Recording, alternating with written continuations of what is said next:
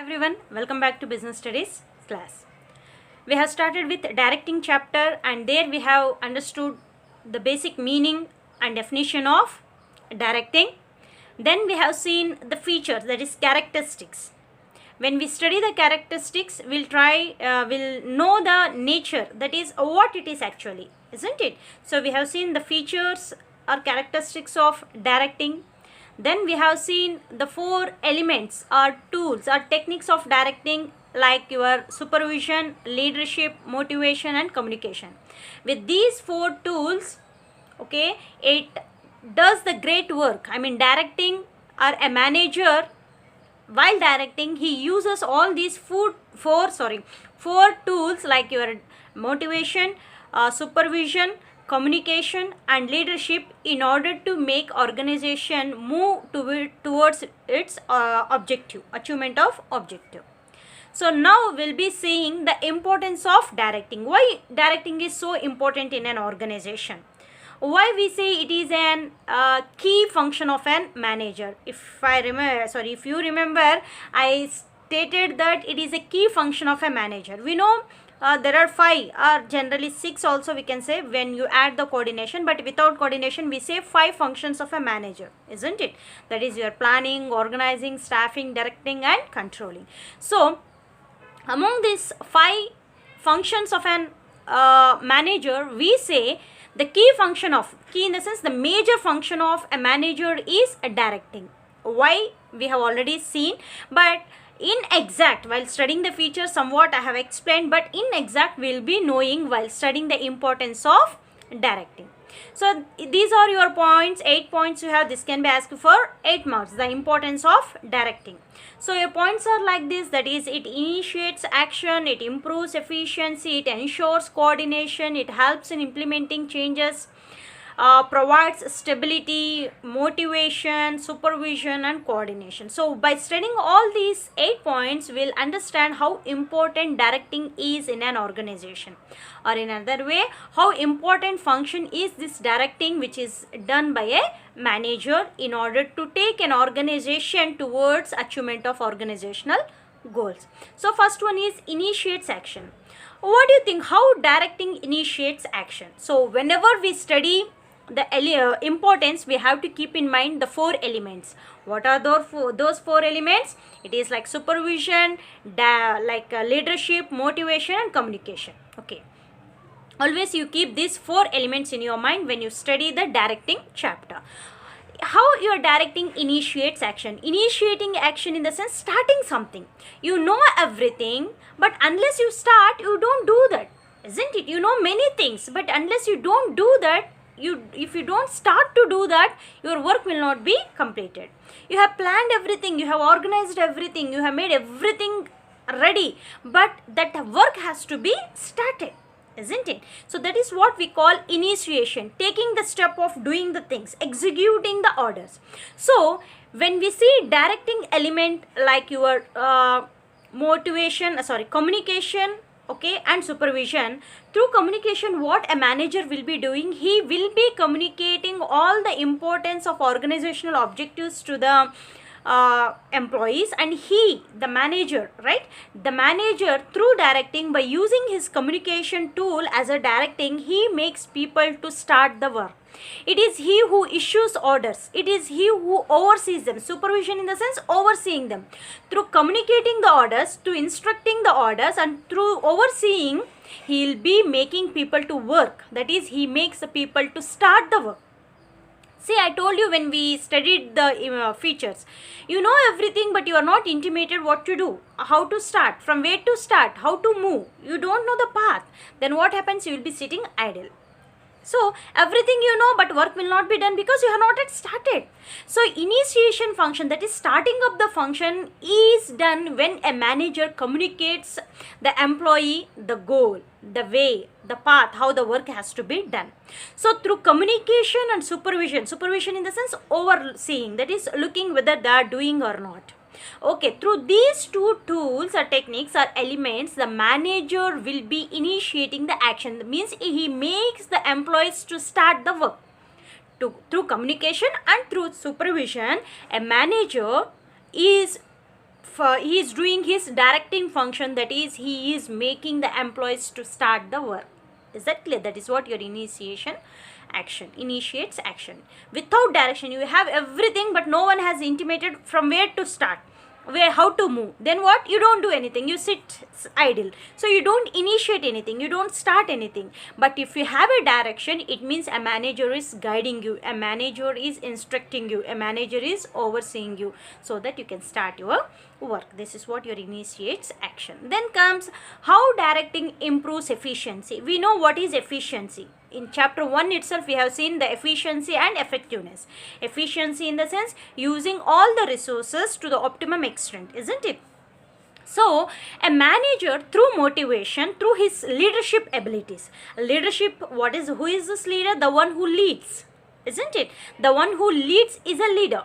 So, a manager, by taking up these two elements like leadership and motivation, makes the employees to use their potentials. Many times what happens, I might be able to do many things, but actually I don't know what I'm able to do. In such a situation, if someone teaches me, if someone helps me to look into myself, what abilities I have, what I can do, so generally I'll be looking into myself, and there I'll start identifying my potentials, that is my capabilities, and then I start doing that. In that way, what happens? My efficiency increases. Is it clear? So it is the manager, by taking up the leadership and motivation tools in a directing, he will be making the employees to improve their efficiency. See, if I identify some of the students, if I say them, see, you are good learner, you can do this, you can study all these things to have good knowledge, then what happens? I am guiding you. So through my guidance, you will be going to read all those things, you are equipped with more knowledge, and hence you are attending the exams, and if you score more marks, generally your efficiency increase through what? Through the lecturer's guidance. So that is what a manager will be doing through his motivation skills. Motivation in the sense, if you do this, you will get this. This is stimulating someone to do something. Say for example, generally teachers or your parents or the well-wishers will be motivating us like that. That is, if you do this, I'll get you this. For a small children will be saying, even for the grown-up also will be saying, if you score this much marks, I'll be getting you some gift, some surprise things I'll be getting you. Then what happens? You know you have the ability, and in order to take that surprise things, you will be attending with more interest and you will be scoring good marks. Then what happens? You are using optimally what you have. Your efficiency in the sense using all the available resources to the maximum extent, that is almost saying no to the wastage. It might be in case of general resources, or it might be your potentials. So in that way, the employee's efficiency will be increased through a manager by using a tools called motivation and also your leadership. Hence we say directing improves efficiency of organization in a whole and individually employees also.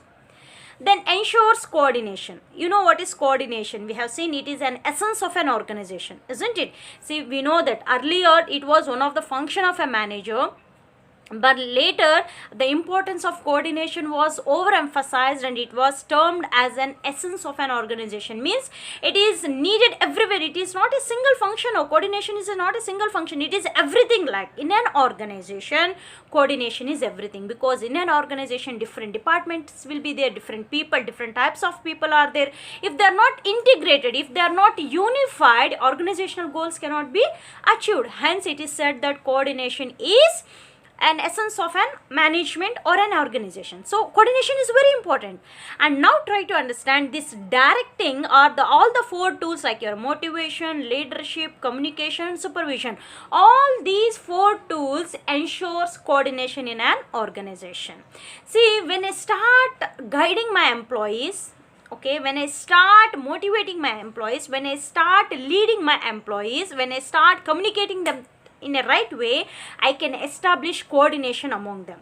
See, through communication, really, I really believe that communication is very essential, and it really makes people turn towards the right path. Yes, I literally believe if you are under a right communicator, if you are focusing to a right communication, generally you can do great things in your life, because through words our attitude gets changes.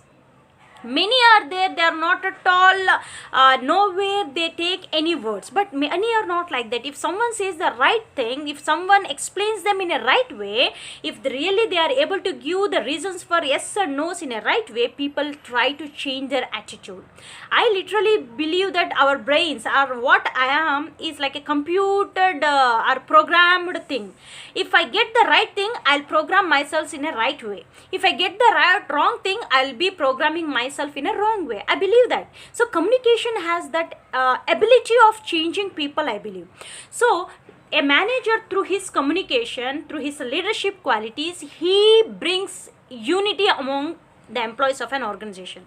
As we know, there are different specialists in an organization. We have seen the features also, coordination, right? Different types of specialists exist in an organization, and we know that different specialists they are generally with the high level of egos. They cannot generally cooperate with each other. Because of their abilities, they might be reached that stage.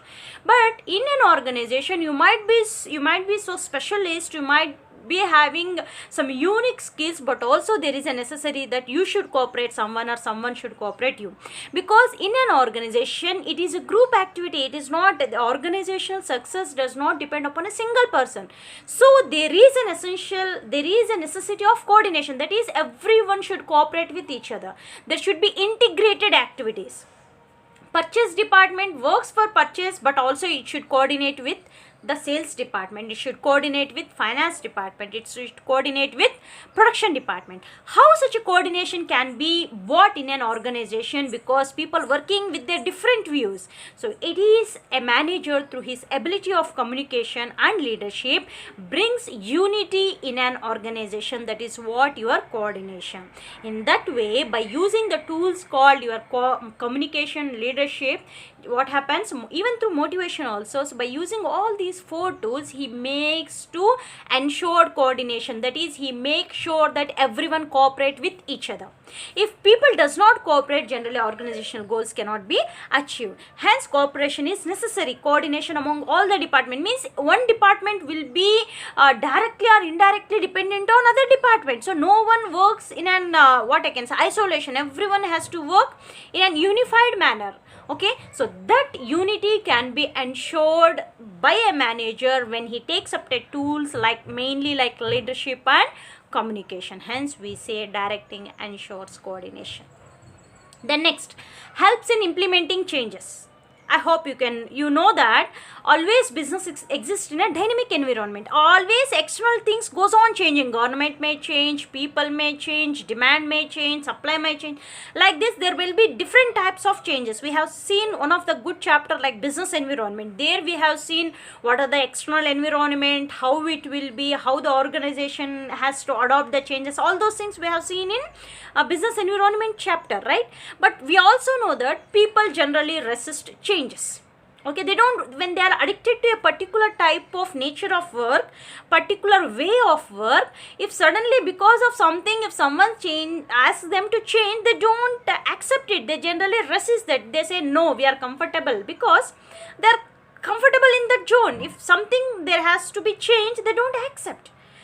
Then what happens? You cannot adopt the change. When the employees does not accept the change, that is, when employees resist the change, when they say no to the change, the business cannot exist in the market, because it is an essential feature of a business that it should be dynamic. Whenever there is external change, the business has to change according to the change. According to the external change, it has to make some changes internally. Then only it is possible for any type of business to sustain in the dynamic environment. Okay. But we know people resist, that is, employee resist change. So this is the condition scenario. Okay. Now, as a manager, you will be using all your 4 tools, mainly motivation, communication and leadership, to say your employees that yes, we have to implement the change. So try to understand, if the employee says no and there is a requirement, can you think organization can move towards its objectives? Obviously no. Hence, these managers works as a mediator between the owners and the employees, and they try to convince convey the right thing to the employees, that what happens if you don't implement the changes, what happens if you resist the changes, or else in other way, what benefits you will be gaining if you go with the change, what benefits you will be acquiring from the organization if your organization goes with the change and it earns the profit. In that way, through its communication and leadership abilities, and even through motivation in the sense, that is what, if you go with the change, you will gain the benefit. See, whenever organization adopt the changes, it sustains in the market. When it sustains in the market, it earns profit. When it earns the profit, it can give good rate of returns, good salaries to the employees. If employees resist the change, organization cannot go dynamic. Okay, when it does not go dynamic, generally organization results in loss. When organization in loss, obviously the employees will not be paid. So all these things will be better explained by a manager by using his communication skills. Then what happens, the employees realize the importance of adopting the change, then they start adopting the change. Is that clear? So in that way, it is the directing function of a manager which makes employees convinced to implement the changes as per the external requirement. Hence we say directing helps in implementing the changes. Then next, it provides stability. What is this stability? Stability in the sense, you are having some security, you are stable, you are not changed like that. Okay, you are with a confident, and you are with a particular, for a particular tenure, you are safe in that particular place. Okay, what is this provides stability? How it provides stability? See, when you see, we know when you go with the change, you can adopt the new things in your organization, then you can go with the profits. That is what I have explained with the 4th chapter. When you move with such an attitude, generally your profits or your stand in the market will be stable. If not, what happens? It may go down. So that changes will have a great effect on employees again. And one more, when you have good supervision, when you have good motivation, generally what happens, people know their abilities and they will be having stability in the organization. In the sense, they will not be fired out so easily, because through your motivation, through your leadership skills, they are the employees of organization, then there is no chance of firing them out. If you don't have such things in your organization, employees may not do as per the expectation of organization, and there is a chance that they are fired out. So there will be no stability. It might be in the sense from the viewpoint of organization, or it might be from the viewpoint of employees. Both need stability, but only through your elements, all the 4 elements, the employees can use their efficiency and they can be stable. With all the 4 points, the organization can achieve the object and they can be stable in the market. In such a way, through directing, your stability of employees or stability of an organization can be achieved. The next, motivation. So through directing, people will get motivated, because we have an element called motivation. Motivation in the sense, stimulating someone to do something, that is creating an urge, drive to achieve something. So generally we say, as I already given example, if you say to some people that this is the result what you are going to gain if you study well. See, for example, if you study well and if you score this much marks, you will be getting free seat in one of the best college. Then what happens? You will study hard, because you are stimulated by showing something, that is without spending much money. If you are able to get a good if you are able to get a seat in a good college, that acts as a stimulating factor, means that part creates an urge in you to study good and to study and to score good marks in your present studies. In that way, through motivation element of your directing, people gets motivated. See, when I say motivation, there are different ways. That is monetary, by showing monetary benefits we can motivate, or no, and non-monetary benefits also we generally motivate. And next is your supervision. What is this supervision? That is overseeing the performance, that is looking whether they are doing as per the requirement or not, as per order or not. See, what happens when you have good supervision, generally the wastage will be less, the disturbance will be less, the accidents will be avoided. You just imagine a situation where you are sitting in an exam hall and there is a bad supervision. Bad supervision in the sense, the invigilator or the one who is supervising you, he is not doing his responsibility, he is not discharging his responsibility in a right manner, then what happens? If you are a good student, you will get disturbed, isn't it? Because some other students might be interested to copy, so they might be creating disturbance, so generally it disturbs you, so your performance will be lowered because of the some others mistake. But if your supervision is good, okay, sorry, if the invigilator supervision is good, the one who is supervising that hall, he is discharging his responsibilities in a right manner, then what happens? The right student will be scoring the good marks, and the other students will be encouraged to score good marks, because they'll come to know copying is not at all allowed. Is that clear? So in that way, the same thing happens in an organization. In an organization, if you have good supervision, the efficient employee becomes more efficient. The inefficient employee also gets motivation that, or he will be given with such a situation that he feels that, yes, even I should increase my ability, my efficiency, if not I will be no more in the organization. Such a situation is created in an organization. Okay, through supervision, what happens? Someone will be giving you a scope to be more efficient. So this is also one of the tool of directing. So through directing, the manager will be supervising, that is, he will be overseeing. So wherever you commit the mistake, immediately he'll be saying to you, so that you can correct yourself immediately. So that can be done through what? Your motivation. And last one is coordination. We have seen already, it ensures coordination, but also one more point is added as per your syllabus. Okay, so what is this coordination? We have learned it is integration, or what we get unification of all the different activities of an organization, because different types of activities will be carried on in order to achieve organizational objectives. So your coordination can be achieved only when there is directing in an organization. Ensuring coordination, in the sense, it says, yes, we achieve the coordination, and through coordination, one of the importance, again we are seeing coordination, it says that as coordination can be achieved only through your directing. If you don't have directing function, that is, if you don't have supervision, if you don't have motivation, so leadership and communication, your coordination can never be achieved in an organization. That is, when you don't have coordination, which is the essence of an organization, generally what happens? You cannot achieve your organizational goals, right? So these are the different points through what we can understand the importance of directing. Hope you are understanding the concept. Okay, so always remember the 4 elements. Only with those 4 elements you can explain the importance of directing. In next class we'll be going with the important thing, that is the principles of directing. As we have principles for management, even we have principles for directing. That will help you to know how important, again the importance can be explained through the principles also. Okay, so till we meet in our next class, take care, bye bye.